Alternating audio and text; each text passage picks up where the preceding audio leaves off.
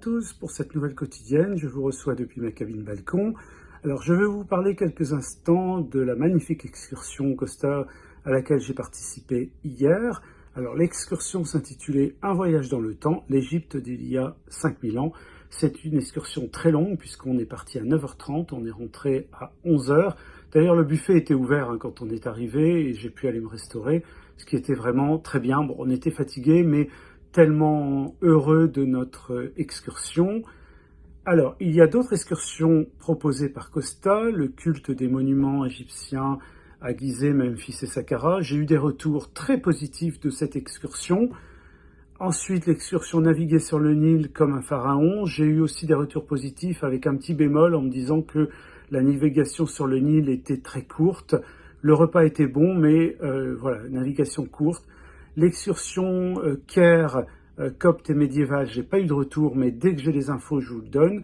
Et la grandeur d'Alexandrie, de nombreuses personnes avec qui j'ai parlé m'ont dit que c'était magnifique de visiter les mosquées intérieures, extérieures, et de visiter les monuments principaux de la ville. Alors, on est parti de Port Saïd à 9h30, plus tard que prévu parce que les autorités égyptiennes ont été un petit peu pénibles sur les documents.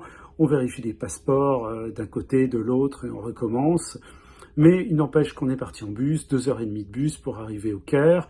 C'est réellement un choc culturel, tellement tout est déstabilisant, tout est différent, magnifique. Voilà, on est en Égypte et pour moi ça représentait un rêve. Le musée égyptien, on est accompagné par notre guide, beaucoup de monde. La guide nous montre les pièces principales, on y passe 1h30. On a pu admirer des pièces du tombeau de Toutankhamon, des fauteuils, des nécessaires de toilette, des bustes. Visite passionnante. Après cela, nous sommes allés faire un tour du Caire.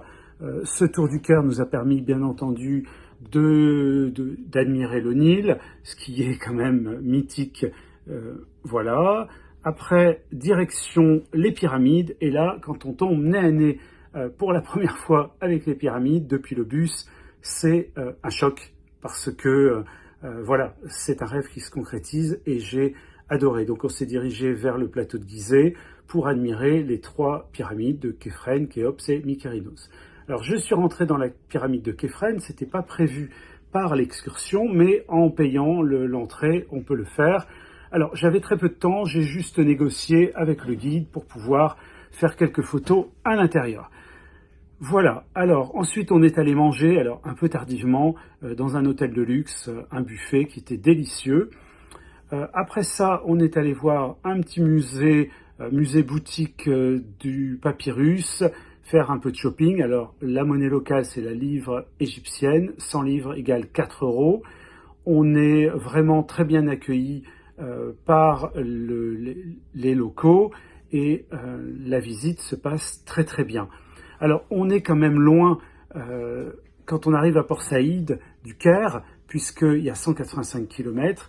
Et quand on est ensuite au Caire et qu'on revient à Alexandrie, il y a 2h30 de bus. Ce qui fait qu'au total, on a fait 5 heures de bus.